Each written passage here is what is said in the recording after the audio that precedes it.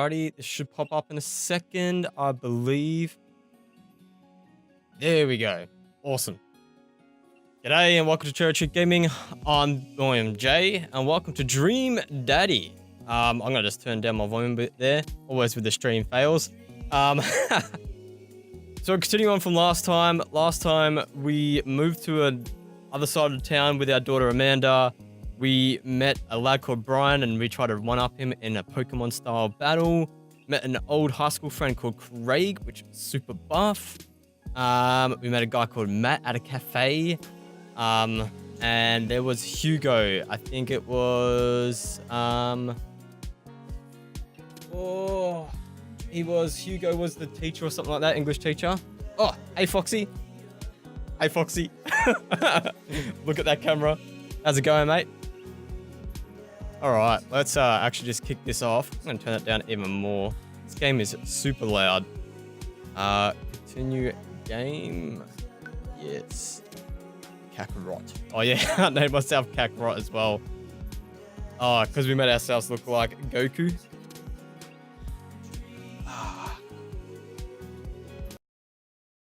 Oh, holy dooly. Alright, here we go. I pull up to the carpool and Amanda hops in the passenger seat. So, did you have fun gossiping about me? Mr. Vega and I actually just gossiped about our celebrity crushes. So you talked about Mario Batali the whole time? It was a very productive meeting. Cat hair. Wait, I still got that cat hair there, apparently. Momo, what are you doing to me? Alright. I'm pretty hungry. Can we grab some dinner? Sure thing. Ooh. Should we make it at home? Or let's go to the mall food court. Mall food court would mean we'd probably meet another sexy dad. I reckon let's go to the food court. Does that sound good to you? Yeah, sure. Why the mall? Jeez, can't a dad make his daughter take his daughter to the mall? Will you buy me things? I will buy you a thing, singular. Sounds like a deal to me. We drive in silence for a short while. Amanda plays a game on her phone. I should say something. You know, sometimes when a kid gets older, they find that they have to keep things hidden from their parents. That's okay because sometimes that's what kids do.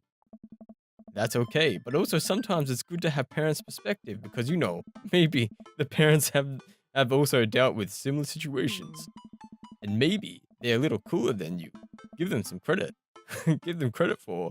Anyway, what I'm trying to say is that it's good to share. Love you. Have you been reading my tweets? You have Twitter? What? Never mind.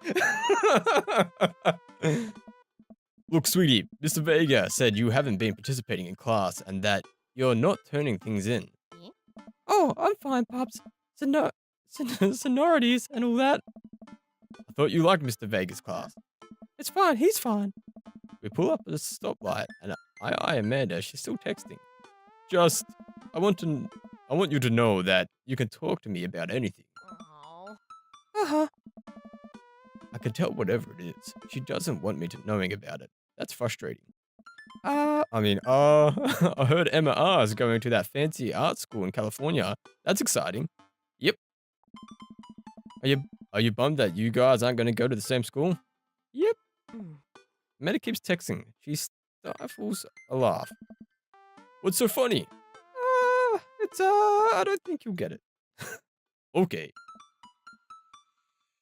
Awkward. Who are you texting? Noah. Who's Noah? My friend. Does he go to your school? Yeah. Do you like Noah? It's so cringeworthy. I can see this actually happening, man. What? No! Dad! Ugh. I can't believe you would. Oh. Dad! I mean, jeez! Why would you? Ah! Gross! Sorry. Just asking. Dad, he's just my friend. Guys and girls can be friends. He's my friend. Okay. Jeez. This is going well. Oh, man. Well, good talk. Love you, kiddo. She leans forward and turns up the radio. I guess that conversation is over. To the mall, then. It's never too early to invest in a personal IRA. We arrive at the mall, a big indoor shopping center with a couple of different floors. It's kind of dead, but that doesn't stop a mall security guard from yelling at a group of loitering teens. Let's eat something disgusting for dinner. Hell yeah! Language, missy. Heck yeah! Better. Oh, man. We approach the food court, evaluate our options. There's greasy restaurant after greasy restaurant. My heart burns looking at the menus. Nobody looks happy to be here. What are you in the mood for? Bread dipped in sugar? Bread with cheese on it? Or do you just want me to inject some fat directly into your bloodstream? I extend my hand to her. Would you do me the honor of sharing some nachos? She takes my hand with a grin. It would make me the happiest, cheesiest girl alive. We order a giant pile of chips and an unnaturally orange cheese from a very unenthusiastic and possibly stoned teenager. We take a seat at a rickety table and dig in. Whoa! These are bad. These are very bad. Give me one moment. I am just changing a little setting there. Boom, done. Okay, yes. Change the setting. Now I can see all chat. Okay. These are bad. Very bad. But also strangely delicious. We have to eat through the pain. We enjoy the fluorescent cheesy goodness together until we're all out of nachos. So, something's been bothering me for a while. Can you explain memes? Meme? That's the wrong voice. Can you explain memes to me? I'm so bad at switching between voices so constantly. Oh man, memes. So, which meme? Oh, the memes. I should have said maymays or something because then it would be even more likely to understand what they are. Amanda sighs deeply and places her head in her hands. You're so dad. Dad, it's complicated. See, memes are inside jokes shared by a bunch of people that gets less funny the more people do it. So the problem is that by the time a meme gets to you, Dad, all of us youths have already done the joke to death. I am such a dad, Foxy. And what's worse than that is that the movies and TV and video games will try to jump in on the meme train, but just based on how long it takes for them, the meme will be long dead by the time it comes out. So it just dates it, and it isn't funny. Oh shit, what up? Dad, please! Oh shit, what up? Oh man. Oh, the dialogue in this game. Oh man. Anyway, changing the subject. Where to now? Want to go to that goth store? What? You know, the one that's all black and tries to establish itself as an anti-establishment despite being the exact representation of the establishment? Oh, what's that place called?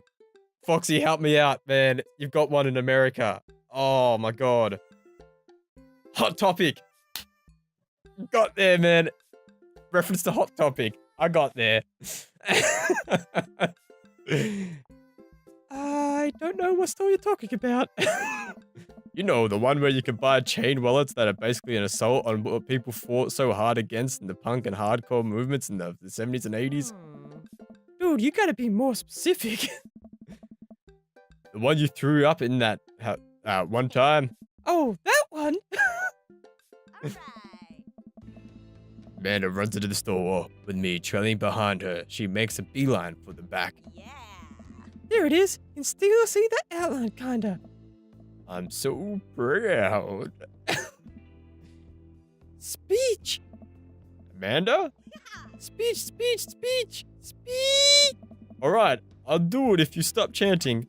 Amanda stops immediately. The tween store hot topic. Yeah, Foxy. See, we can't shop there in Australia, man. They don't do international shipping. They have a lot of cool shit, I admit, man. Like their certified Disney stuff's pretty cool. But yeah, I have to somehow hunt that shit on eBay, man, if I want to buy anything. Yeah, it's terrible. But yeah, we have stores similar to that, but nothing too crazy. We actually have a pop culture store called Zing, which would be your GameStop's like sub company, because it's our EB Games. EB Games and GameStop are the same thing. But yeah, Zing's like a pop culture store where you buy pop vinyls and pop merch and all that kind of stuff. It's actually pretty cool, man. Yeah, that GameStop / EB Games wanted to get on that hype train. Amanda stops immediately. Nah, there's just some cool stuff, Foxy, man. Like some cool Disney stuff there that I would love to get for like Talia, because she loves Stitch and stuff like that, and I can't get it anywhere else. And I'm just like, dang it. I cleared my throat. Thank you all for joining us here today. Oh, wait, you know what I should do, man? I should do like, thank you all for joining us here today. The commemorating on history moment that would forever shape history. On a day very much like today, some 5 years ago, our very own Amanda Ann McDad had too much blue raspberry slushy and on an outing to the mall. After begging her father to take her to Dead, Goth, and Beyond to buy rainbow suspenders, she proceeded to throw up all over the display of My Chemical Romance merchandise. Her loving father then had to pay for said merchandise, which to this day remains among our possessions. Oh, thank you. Amanda is moved. She begins clapping. Slower first and faster and more vigorously. Several other Patreons turn their heads. One of them also starts clapping. I bow my head. Oh, hey, chain wallets. While Amanda busies herself looking at band t-shirts, I'll try to find something of interest in myself. Not much for a dad to look at in the Dead, Goth, and Beyond. Ooh. Pursue the band t-shirts. Look at ironic mugs. Check out the clearance bin for hot deals. I like mugs. That's something I do like, man. I have too many mugs, so I'm gonna look at the ironic mugs. I'm suddenly stricken by an existential fear. If only there was a number one dad, then why are there so many mugs here that say that? This whole time I thought I was the only one. I'm not number one. Where do I place on the global dad ranking charts? I have work to do. Oh, look at this. Very important to me. I knew it was going to be the goth guy. Over here, a startled argument over at the cash register. An older gentleman is carrying a garment and showing it to a bored-looking cashier with pink hair. I can see that. I don't know what to tell you, dude. I just work here, man. Alright, so the cashier's not this dude. Listen, when I bought this online, the website said this blouse was Victorian-inspired. However, when I received it, it clearly held the trademark of Edwardian dressage. Do you want a coupon? Because I can give you a coupon. Will you leave if I give you a coupon? Is there a manager present? People have to know what they're buying. I love this voice already. I'm not going to be able to keep this voice up. I am the manager, dude. I see. Well, it would seem that I have outstayed my welcome. Good day, shopkeep. Your superiors will receive a strongly worded letter by post. By post? Whatever, dude. The man whirls around and storms out, his little coattails trailing behind him. I can't tell if they're Victorian-inspired or Edwardian in nature. Amanda trots up to me with a t-shirt in her hand. Oh boy, here it comes. Hey, Datron, 5,000. Yes, I'll buy it for you. Well, that was easy. Thanks. At least it's only one this time. Amanda plops the t-shirt onto the counter and grins at the cashier. I love your hair. The cashier says nothing and rings Amanda up, radiating hatred. I hand her a 20. So what was that guy's deal? The cashier rolls her eyes so hard. See, they needed to establish that she was a girl. How was I supposed to do a voice for that? Come on, game, pick up. Nah, the dialogue is bloody amazing. I'm just flipping around. Her eyes so hard. I wonder if she'll pull something.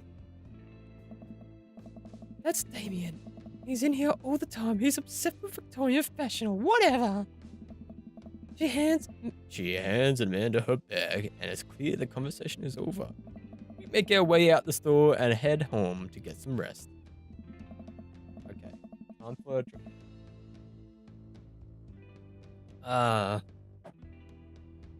Amanda and I sit on the couch trying to find something to watch over bowls of ice cream. Trying to what? Man, I can't even speak. Amanda and I sit on the couch trying to find something to watch over bowls of ice cream. Oh, cool. Long haul paranormal ice road ghost truckers is on. Your favorite, right? Oh, hell yes. They make it over the Canadian tundra before the ice road melts, but also they're hunting ghosts. I first said haunting. Also, the trucks are haunted. This episode I've already seen, but it's one of the best. Callum and Flint and Dogbone, the twin brothers. I can't read this with a straight face because it's so bloody funny. This episode I've already seen, but it's one of the best. Callum and Flint and Dogbone, the twin brother truck driving ghost hunting duo, find themselves in the greatest peril yet.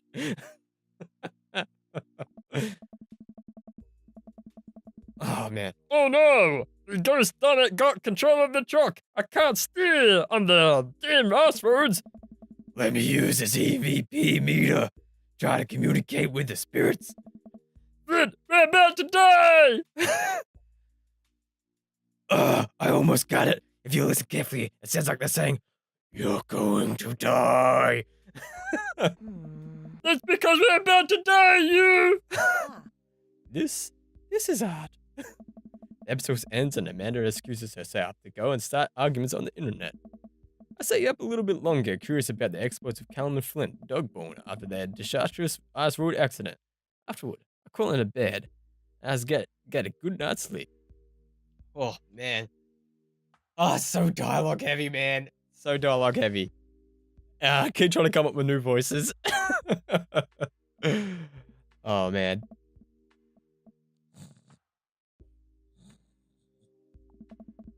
Morning, sleepyhead. 5 more minutes. You have never ever let me have 5 more minutes, so get up. Fine. We have cereal for breakfast and spend the morning putting together furniture. Amanda is much better at interpreting the tiny manuals. We're able to put together a few shelves and one desk, but I'm pretty sure it was supposed to be a bookcase. So you excited for a cookout today? Excited to beef up my grilling skills. If there's food, I'm excited. I'm gonna beef up my grilling skills. I'll see. This is a learning opportunity. If I can snake some hot grill tips, I think we can consider a good success. Oh, man. Had a little bit of a burp there.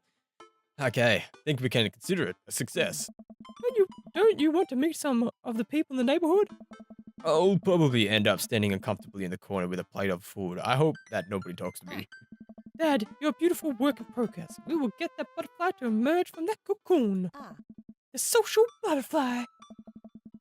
Well, we better start getting ready. We definitely don't want to be late. Whoa. What? No? We have to be fashionably late. Who shows up to a cookout on time? Jeez, Dad!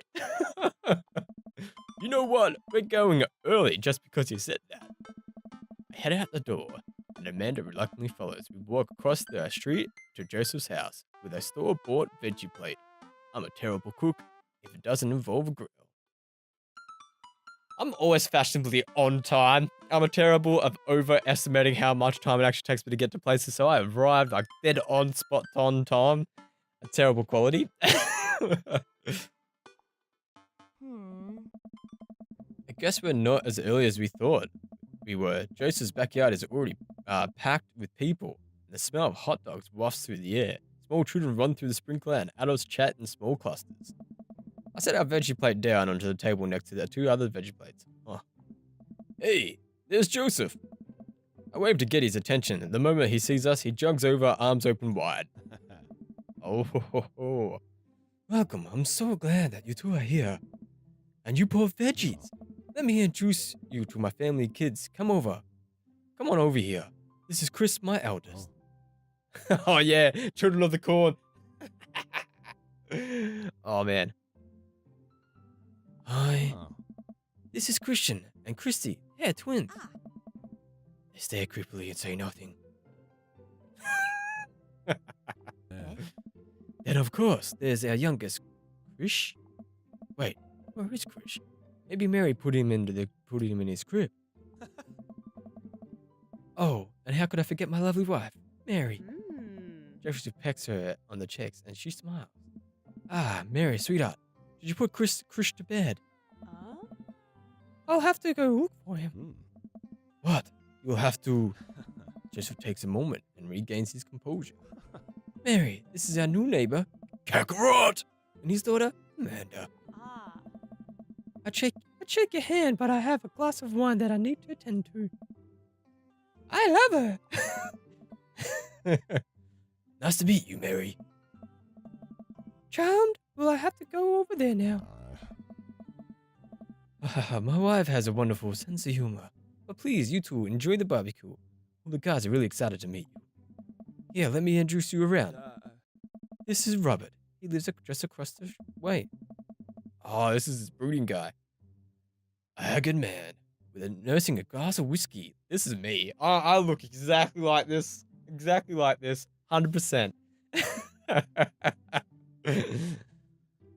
Haggard man nursing a glass of whiskey eyes me up and down. Hey, I'm Kakarot. It's nice to meet you. He takes a long swig of his drink. Charmed. Kakarot and his daughter just moved next door. Cool. If you ever need any recommendations on where to get a drink in this town, Rob's your man. I told you not to call me Rob. Jeez. Oh, Kirk Douglas. Right. Did you just say, oh, Kurt Douglas? Oh, man, that's great. Right, go for it. Got it. I'll go for it. Robert ambles away without saying goodbye. Oh, yeah. He's not really a people person. Well, I think I've actually met everybody else. Oh. Great. I bet you're excited to get to know everyone better. Hope you both enjoy yourselves. Amanda and I mill around and try to find some fruit spread out on the table. I pick out some deviled eggs. Amanda grabs a small paper plate, and I immediately begin piling it on with baked goods. I don't want to have to make friends. Come on, Dad. We're gonna go party. Who are you gonna party with when I go off to school? Well, I don't want to have to go through the pleasantries. Dad? They're gonna talk about the weather. Go do it. Make a friend. But how could I possibly abandon my only child at a social function? That's bad parenting. This plate of cookies is my new dad. Bye. Amanda shoves me into the center of the yard. Oh, here goes nothing. I look around the party, and I'm surprised to see some familiar faces. Isn't that the barista from the coffee spoon? What a cool guy. And mysterious. Didn't that guy throw a frisbee at my head? Isn't it the guy that's throwing a fit, dead Goth and beyond? Isn't that Amanda's teacher? Hey, I know Craig. Wait a second, all these people live in the cul-de-sac? That can't be right. I'd better investigate. Oh. Who do I want to talk to, man? I like Damien. Who was Joseph again? Oh, Joseph was, yeah. Matt, Hugo, and Craig, Robert, and Brian. I like Damien style because I like the voice. I'm not too fond of Joseph, to be honest, but whatever. It's just not my style. Bugger. Who do I want to talk? This is a hard decision. I need to keep the track of the time as well. I need to end this in about half an hour. Oh, I forgot to preface that today's session is going to be just about an hour. I've got things to do today. That's why I'm streaming super early. So yeah, I'm just doing an hour stream roughly. I'm gonna go talk to Joseph and Damien. Why the hell not? I spot Joseph chatting with a guy from the Dead Goth and Beyond by the grill. I wonder what they're doing and talking about. I'll walk over to them. So I'm curious, can you walk me through why you had your house painted black? Where do I even start? The house stays warm in the winter. It provides an artistic contrast to the rest of the neighborhood, and it complements the crimson interior perfectly. It's definitely an interesting choice. Thank you. I'm very proud of my abode. Kakarot! I was just having a conversation with Damien about his aesthetic design decisions. Damien regards me up and down with a warm but critical eye.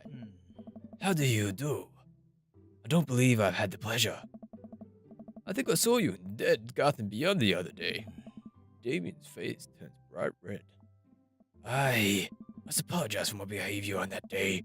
You see, I take the Goth lifestyle very seriously, and to be caught in the rules by such a corporation as Dead Goth and Beyond was profoundly frustrating indeed. I hope you know that while my anger may have been justified, it was no such way for a gentleman to act. I love this voice. It's okay, man. Do tell me about yourself. Are you new to the area? Yes, my daughter and I just moved in the other day. She was the one I took to Dead Goth and Beyond. Very good taste on her part. Does she partake in the goth lifestyle? I think for a second, and I look over to Amanda, who's hanging out with some of the other kids in the neighborhood. Hey, Amanda, would you consider yourself a goth? Sorry if I clipped my audio then. Amanda yells back. I wouldn't necessarily try to fall under one of the specific label, but I guess if I had to choose, I would more describe myself as a twee hipster with some normcore leanings. Oh, the dialogue in this game is off the hook, man.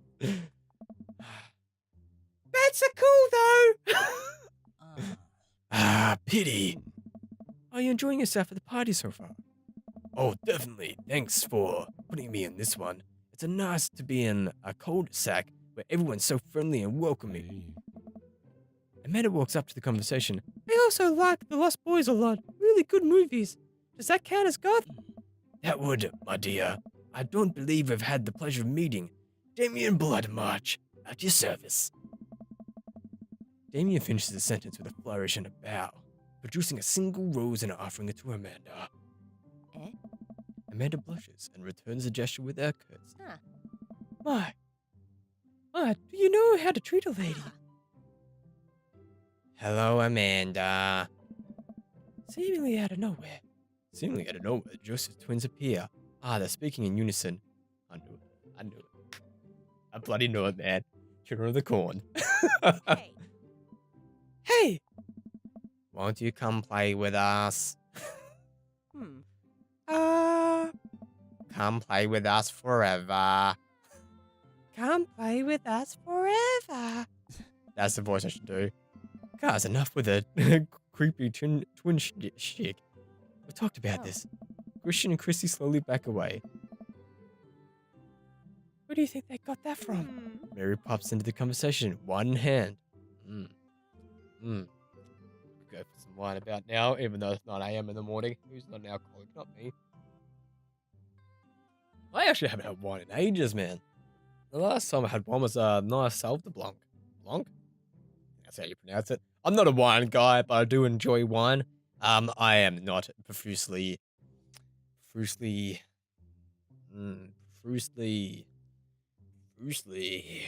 where I would have cut this out, man, because I'm having a brain fart moment. Profusely knowledgeable on it. That's what I was looking for. Harry pops into the conversation, wine in hand. I don't know.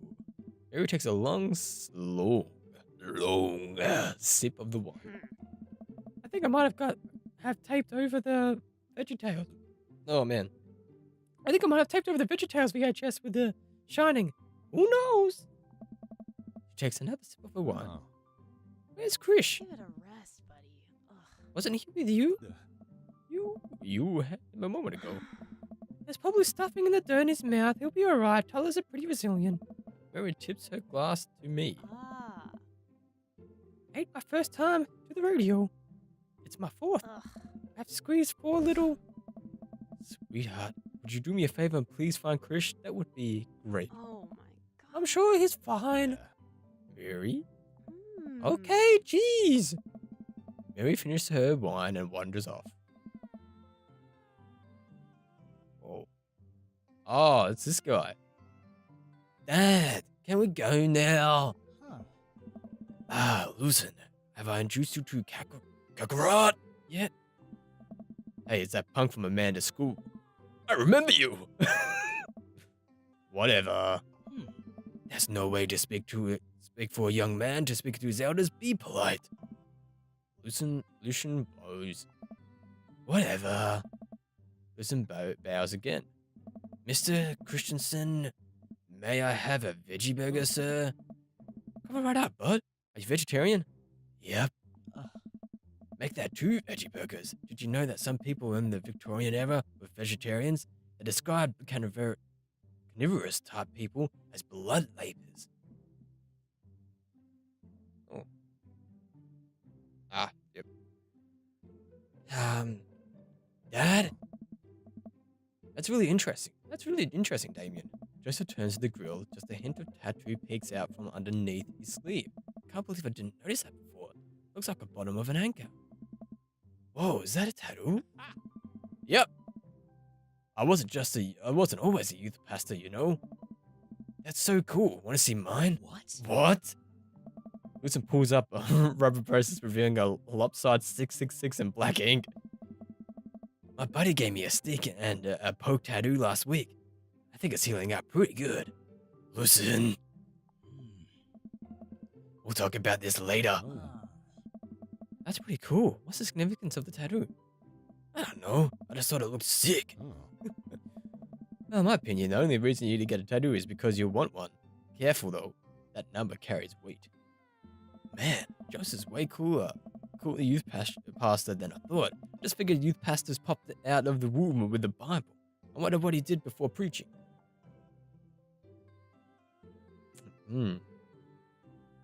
Talk to Robert and Brian. I glance across the yard and I know it's Robert and Brian chatting over drinks. And I don't think I want to deal with being one up by Brian right now, but I guess I could live with learning more about Robert. Oh no, they caught me staring. Oh no, Brian's waving me over here. Shoot. I flash with a smile and walk over to them. Hey, guys. Kakarot. Oh no, Kakarot. How the heck are you? Settling into the neighborhood, alright? Oh yeah, betcha. Got the living room in the order at least. That's great to hear. I've been doing some living room work as well. Finally got the 50-inch in there. The game is looking great in high def. Oh boy. Kakarot, have you met Robert yet? I don't know why I'm giving him a voice like this, but young whippersnappers will be fine. It's kind of like, oh man, that's kind of like a Sean Connery voice almost. Yeah, fuck it. Who cares, man? Yeah, we've met. Robert regards me over his whiskey. Good seeing you again. Well, just talking about the most recent camping trip. Spent a night out in the woods with Daisy and Maxwell. She definitely seems an outdoorsy one. Even caught her first fish. First fish. Oh. It's good to see you talking about your daughter. It's good to see you taking. It's good to see you taking your daughter out like that. I bet she loved it. And it's great that she loves the outdoors. Mom loves being inside. Brian raises his eyebrows at me. Being inside, making art. She won a local competition for that art. Yep. Did I just put that too strongly? Robert stares at me blankly for a second. Anyway, I haven't gone camping in years, not since the last time. Same here. Well, things change once you have kids. Wait, what happened the last time? Robert takes a long sip of whiskey. Burns the throat. Well, old Johnny boy and me went out back country. Johnny boy's a strong kid. Met him in my army days. Comes from Kansas. They build him like tougher out there. Anyway, things go pretty south pretty quick. Johnny boy breaks his ankle and where the rope bridge snaps. You could see the bone popping out through the skin. Johnny boy screaming, crying, his mama, losing blood. We're 2 days out from the next living soul, and here I am with my dear friend bleeding out in front of me. I'm able to dress his wound, but now I've got a firearm carry the 6 foot, 108 pounds man over the toughest terrain I've ever been in. I won't lie to you, there were moments during those 2 days when I thought about leaving old Johnny boy, but you build a bond with your brothers in arms, and that bond never breaks. I got that boy back to the civilization, but I lost some of me out there. I guess that's camping for you. Bright stand display. Robert takes another long sip of whiskey. I'm just kidding. My friend John and I went inner tubing down a river, and he lost a flip flop. Missed that kid. Brian and I laughed nervously. Or am I kidding? Brian and I tense up again. I'm kidding. Phew. Med and Daisy barrel up to us, laughing. Daisy is holding a paper plate in front of her like a steering wheel. We gotta get this haunted truck. Oh no, the ghost locked us the doors in. Quick, hit the emergency escape button. Our trucks don't have emergency escape buttons. Then hit the brake, I guess, and then we'll get out of the truck. The imaginary truck. Anyway, we're safe from the ghost, but now we will have to survive this Arctic tundra. Daisy, you might have to eat me. Are you prepared to do that? I'm prepared to do anything to survive. That's cold-blooded. I like it. Although, I'm not sure I have the materials required to properly cook you. You know, that reminds me of the last time I went skiing. Oh, man, the dialogue in this game is bloody amazing, man. Oh, yeah. Robert,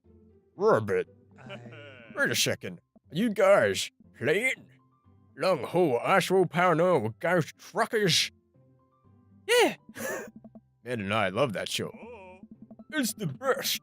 Especially that episode when Callum hides Flint's keys and Flint retaliates by breaking an ancient cursed urn and setting the spirit after him. Yeah, it's such a quality reality TV show. I don't watch a whole lot of television, but I do enjoy that show. That and war documentaries. Alright, Daisy, I found us a couple of bugs. They're gonna make us a great meal. Lots of protein. Gotta keep us from starving out there in this harsh, icy wasteland. Oh, there's a whole table food over there. Daisy, it's a game. We're playing pretend. It's what kids do. Jeez! Get on my level! Live a little! Amanda gives Daisy a handful of gummy worms from a snack table. They eat them with mock disgust. Let's go kindling for a fire. Okay! But an actual fire. Because we're playing pretend. Now you're getting it. Not an actual fire. Daisy and Amanda run off. What a cute couple of kids. Man, I've never seen her get along with someone so quickly. I guess Amanda just has that sort of way with kids. That's kind of amazing. Daisy doesn't really get along with kids her age. Not that she's not trying to one-up me this time. Maybe we can have a regular friendship after all. Really? She just kind of keeps herself and she just kind of keeps to herself. Her teachers say that she spends every recess in the library. I think the other kids had intimidated by her intelligence. There it is. I wouldn't worry about it too much. Amanda was shy at Daisy's age too. She used to have the habit of calling under tables and crying every time we took her to a restaurant. She bit people too. Oh, ho, ho, ho. Kids, right? Gotta love them. You're required to, by law. I hear that. Well, since they're getting along so well, maybe we should try to put together a little play date for them. They do seem to get along really well, but the thought of continually hearing about all of Brian's accomplishments is rough. Yeah, that'd be nice. Well, I don't want to take up too much of your time. Go meet some of the other fellas. All right, let's talk to Matt, Hugo, and Craig. This is gonna be a nice hard one, so I'm gonna take a sip of my drink. I can barely do three voices at once, man. 4 or 5, man. It's gonna kill me. Oh man, this kills the crap out of my voice. I think I need to keep these ones down to about an hour. Um, because last time I did this like the full an hour and a half. I'm dropping frames apparently. 0.1%. That's not good. Not good at all. Apparently I'm dropping frames. 160 frames dropped. That's actually not too much. But that's weird. Anyway, archive of this would be fine because I'm actually recording this on the side as well. But yeah, that's bloody annoying, man. I wonder why. Maybe my presets are set too good. I don't know. Anyway, I digress. I'm gonna take a little bit more sip.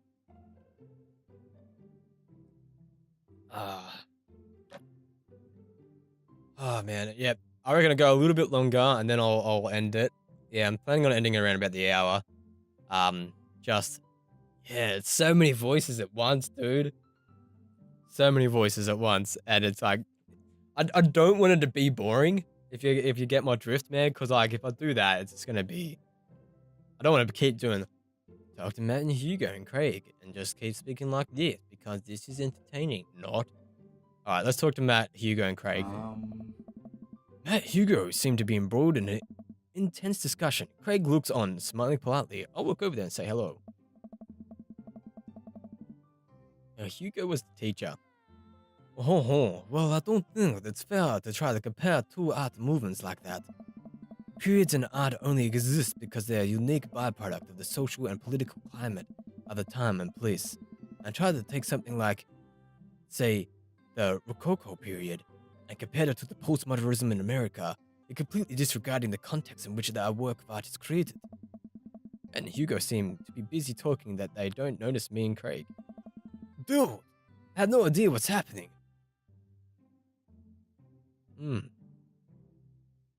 I'm actually pretty interested in listening to Matt and Hugo.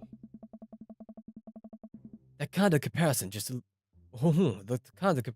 illuminates the reason that art movements are so important in the first place.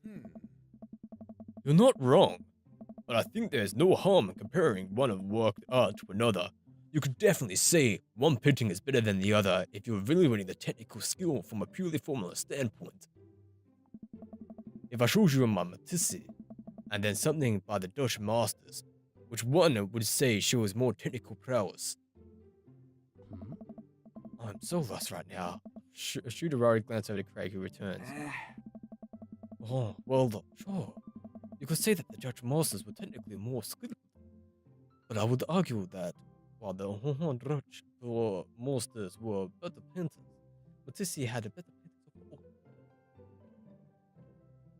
I have no idea what you guys are talking about. I'm gonna just lie through my teeth because I'm. Oh, how do you mean? Well, the painting of the guy with the apple in front of his face is pretty nice. Matisse, bro. Oh. That's Margaret. Right, art, sorry. You're fine, dude. We were just discussing the. We were just discussing the importance of context when talking about artwork. Listen, all I asked was if you liked Van Gogh or Picasso better. Hugo throws up his hands in frustrations. But we represented the two completely different art movements. How could I possibly choose between the thick, creamy impasto and post-impressionism and the abstractions of beauty of cubism? Man, that's all way above my head. Me too, bruh. It's all good, man. The cool thing about art is it's all perceive it differently. A single piece could have a totally different effect on each person who looks at it. That's awesome. Just 1 minute about that. Hugo, please. Sorry. I will get fired up about this stuff. Kakarot! Oh, you like the neighborhood? It's pretty nice. Everybody's super friendly. Hey. Seems like your daughter is flirting. Fitting in just fine. Flirting, man. My mind's elsewhere. That points across the yard to where a man and Daisy and another girl are playing. They're all sitting cross-legged in the grass, picking weeds and weaving them into little flower crowns. It's pretty adorable. The girl and I don't recognize jogs over to us. What is it, sweetheart? It's a flower crown. I thought you'd like it. Cute. Hey. Well, there is plenty. One way to find out. Man takes the flower crown and puts it on top of his head. Hey. Am I cool now? Girl stares at it, thinking it over. Nope. But you're slightly less than cool than you were before you put it on. Oh. Haha. Hey, Kakarot! This is my daughter. Hello. I'm Carmen's sister. That's a name and a half. Jeez, man.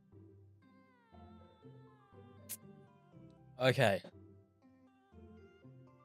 Yeah, I'm dropping frames like crazy. Hold on, I'm gonna just give me a quick squizzity moment. I'm just gonna check this out. I wonder what's actually happening here. Why am I dropping so many frames?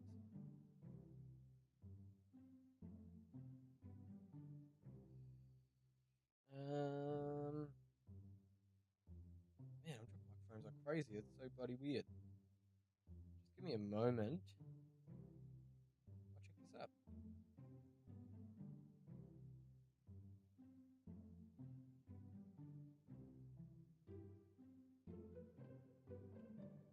Let's have a look. Just seeing. It looks fine to me. It doesn't seem anything too crazy.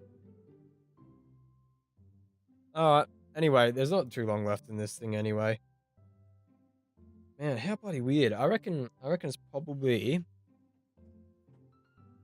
something to do with my encoding settings. I'm just gonna quickly set this up. Look at this, man. I probably shouldn't be changing this midstream, but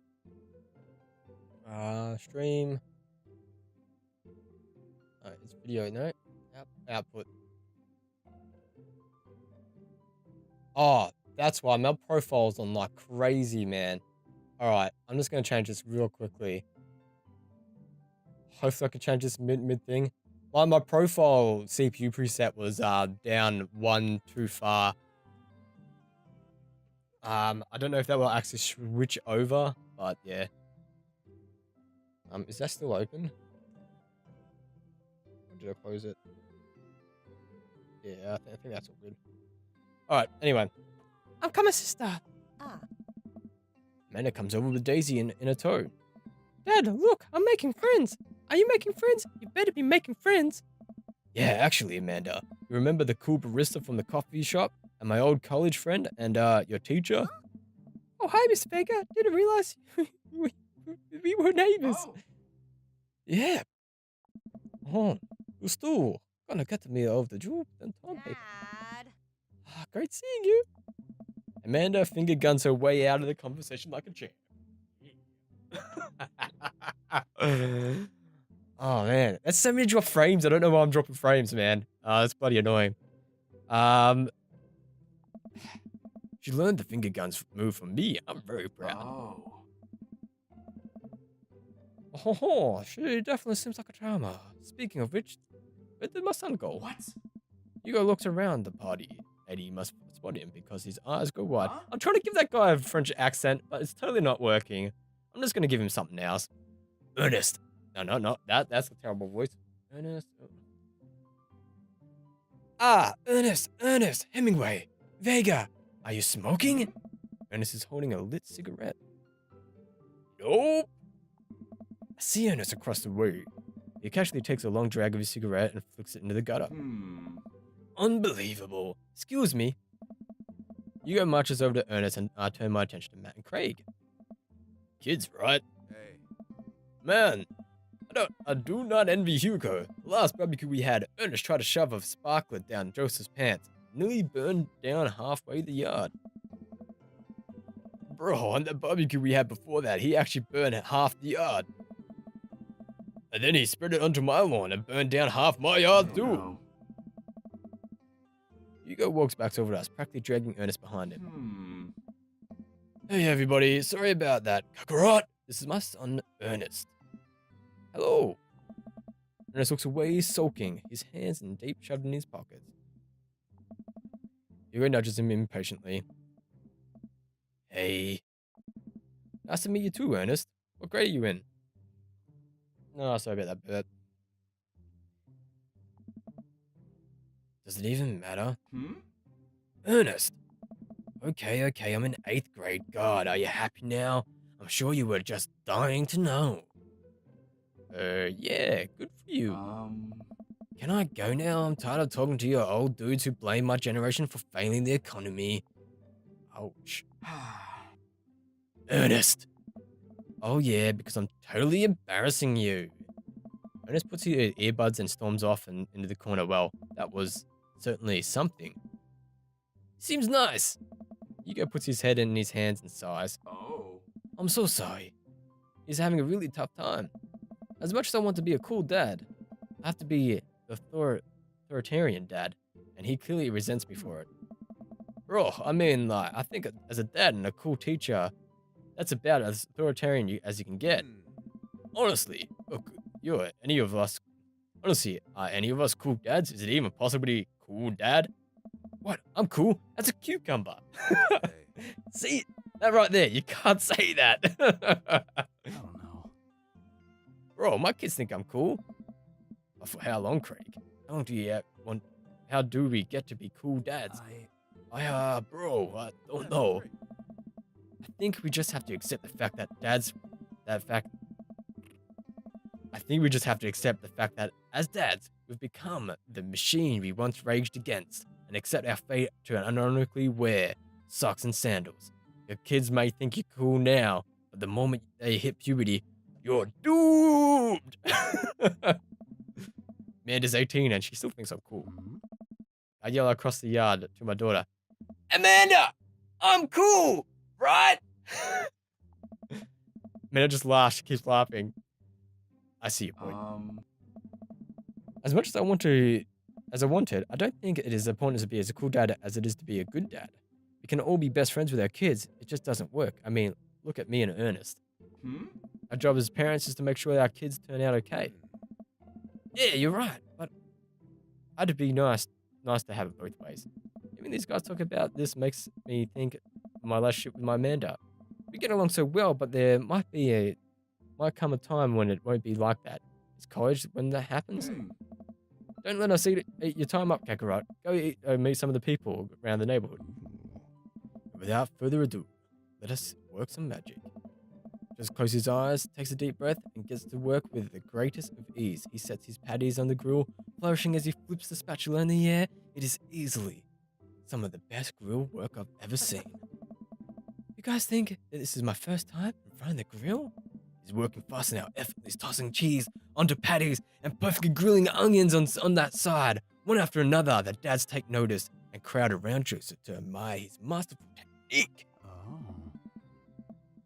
Man, I'm dropping frames like crazy. You probably didn't know this, Kakarot. Bro, you probably didn't know this, Kakarot. But Joseph known around here for his gilmanship. Oh, this is unbelievable. Bro, I've tried to get on his level, but I just can't catch up. Oh no, the puns! The puns! Let us keep studying his rare quality about him. Must we keep talking about this? Can we just appreciate the artist? I've never seen him make a mistake. Okay, we need to stop this. This is getting too cheesy. Please stop. All the children party boo the glorious display of puns in unison. Alright guys, the food's are ready. Please form an orderly barbecue. Andrew groans. We all grab food and hang out enjoying a perfectly cooked cheeseburgers. Man, it's so wild to see how all of us dads in the same cul-de-sac. Kinda nice, isn't it? It feels like a real community here. It really helps when you're just a single dad trying to raise a kid. Bro, we're happy to have you here, man. I think we're gonna like this neighborhood a lot. Plus, Amanda seems to be getting along with all the kids as she decides to get into the babysitting game. She really make a killing. Hey, why don't you add us all onto Dadbook? Dadbook? Oh. Yeah, it's a great social network for us dads to keep in touch with each other. We're all on it. So if you ever feel like to reach out to anyone, that's the simplest way to do it. Sorry, I'm old-fashioned dad. Social media goes right over my head sometimes. Don't worry, pups. I'll help you figure it out. The rest of the barbecue goes smoothly. We all trade stories and drink beer as our kids play in the lawn. And then it breaks up a fight between Karma's sister and those weird twins. I think they wanted her soul. Okay. It's probably a good time to leave it there, I reckoned. I'm sorry about dropping frames in this stream. It's fine. No, like I did stream at this at a weird time as well, so not a lot of people were watching anyway. But anyway, I digress. I reckon there's a good time to end it there, man, because we just got welcome to the neighborhood. I may or may not be streaming this again tomorrow if you're watching right now. If not, the archive will be released next week. So anyway, as always, if you've liked this episode, smash that like button below. Subscribe if you want to keep up to date with my streams and all that fun jazz. Comment if you want to say good day. And, as always, thank you, lads and lasses. Oh, I should really hit me in the face. Woof. Oh, it's Cthulhu, Foxy. It just doesn't have the darkness around the eyes. A corgi with a neat plaited handkerchief tied around its neck bounced up to me, wagging its tail.